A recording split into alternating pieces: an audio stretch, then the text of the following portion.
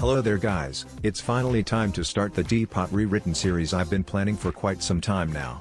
Now before we start, some of you may be wondering something among these lines. Huh? A TPOT Rewritten? Why would someone want to rewrite TPOT? It's good how it is. Well, the power of 2 is definitely one of the highlights of the series so far, being a lot better in terms of quality of, for example, the first episodes of the first season. You can really tell that the quality improved, in pretty much all aspects. However, we can't say that this is the perfect season either. Why, you may ask? Well, the way TPOT was presented initially was in a very different way than anything else we've seen before in the series. While the rest of the series focused a lot more in the competition side of the series, TPOT is the only season so far to instead start off as a more interaction-focused season. So around the summer of 2018, we realized there were actually 2 different things that people were looking for when they came to BFDI on YouTube. And one of those things were the crazy, silly, low-stakes episodes like Season 1. And the other thing were really long story arcs, lots of character development, super polished animation, and pretty much the pinnacle of what the object show community had to offer. So these 2 desires were very different, and I think BFB was trying to cover both bases, so we figured a split in the show was inevitable. So we have the branch BFB with only 14 contestants, that is the whimsical side. And then TPOT, which has 40 contestants, will be the pinnacle animation side. Episode 1 is a pretty clear example that interactions are the main factor of this episode, as the challenge itself is only at the last 10 minutes of the episode or so, and considering the length of the episode, it was clear that the main thing about this episode was the team forming, meaning more interactions had to be made for new teams to form. Then there's episode 2, which gives us a very simple challenge, and yet manages to last longer than 30 minutes, and you could see in the episode that everyone had their little story to tell, some examples being Death Pact against challenge strategy, Eggy managing the team on her own without basketball, Eraser causing havoc with the other teams. There was a lot going on that made the episode a lot more interesting.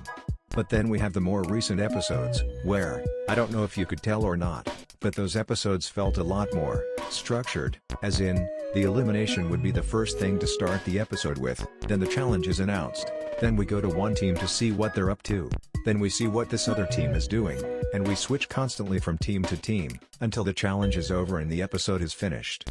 And these more structured episodes aren't the only problem, there's some storylines that are presented within TPOT themselves, but then are just dropped without a proper reason, some examples being Eggy and Teardrop's friendship and Clock and Winner's storyline, not to mention that some characters are just left with nothing to do, which would then result in their imminent elimination. Some examples being Cloudy, Nayli and Saw. If you did notice that the first 2 TPOT episodes are a lot different from the rest of the episodes, but don't know what exactly happened, here's a little context for you so you can understand what happened behind the scenes.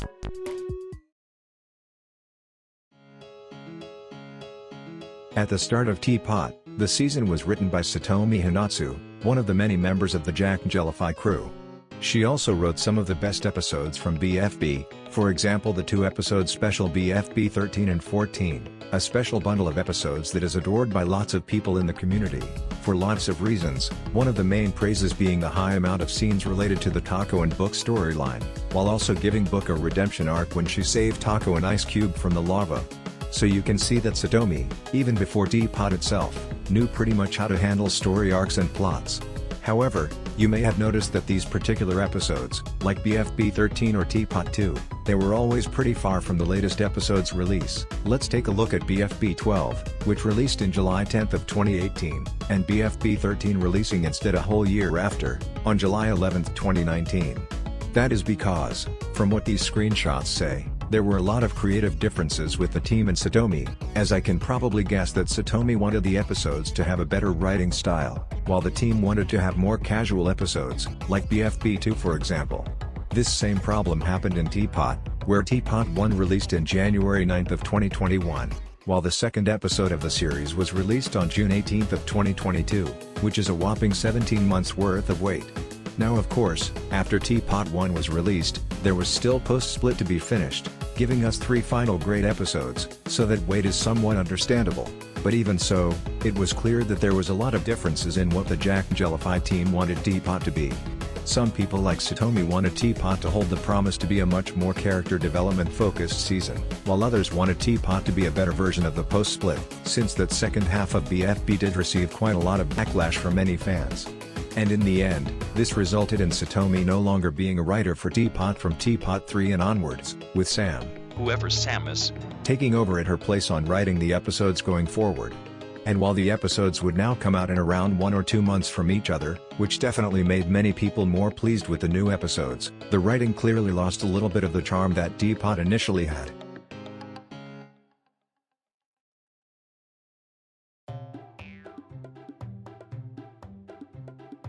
So as we just saw, Satomi ended up not working on the writing of Teapot after episode 2, meaning that the rest of the season is gonna be handled by Sam, who wrote episode 3, 5, and 6, with maybe some additional help from Carey himself, as he was the writer for episode 4. However, with these new episodes, some people started to see some flaws with these new and recent episodes. An example of this is the entire Winner and Clock storyline and how that was handled. Let's take a look at how this storyline evolved throughout the episodes. Episode 1 starts the arc with Clock knowing about Winner's past with Loser, and so he joins them in the S. Episode 2 opens up a new side to the story, as Winner would now start to feel uncomfortable around Clock. Episode 3 gets interesting, as Clock decides to put Winner at the center of everyone at the last moment, this being the last straw for Winner, so they tell Clock to leave them alone. This does leave the storyline at a pretty interesting place. Will Clock try to apologize to Winner? Will Winner just ignore Clock when the challenges play out? Well, let's check out what the rest of this storyline has for us.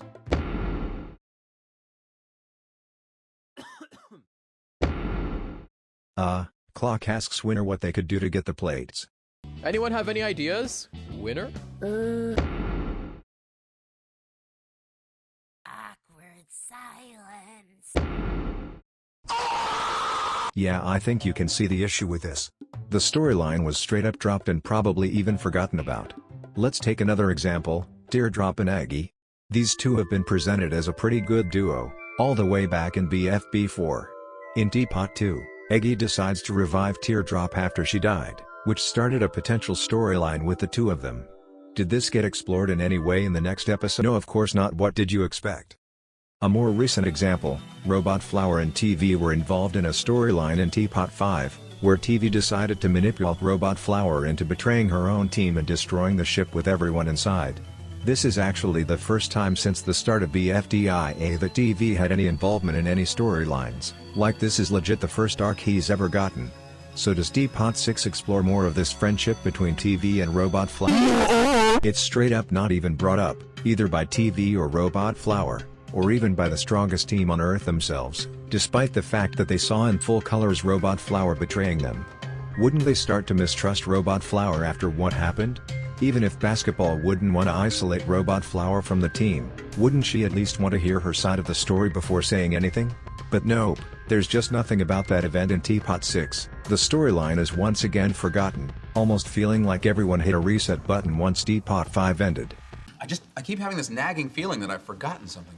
Hey, if you forgot it, it probably wasn't all that important. Yeah, I guess.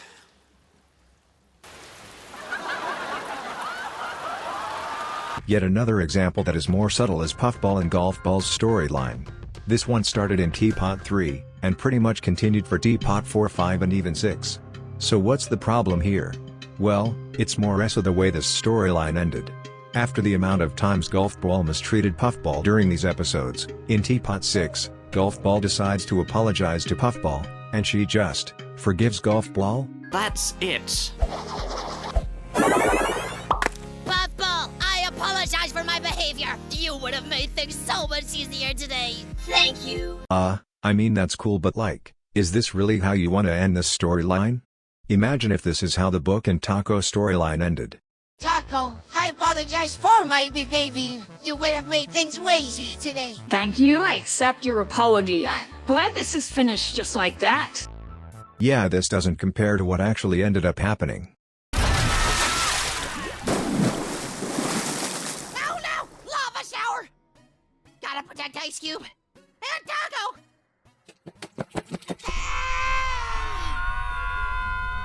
Wait, what?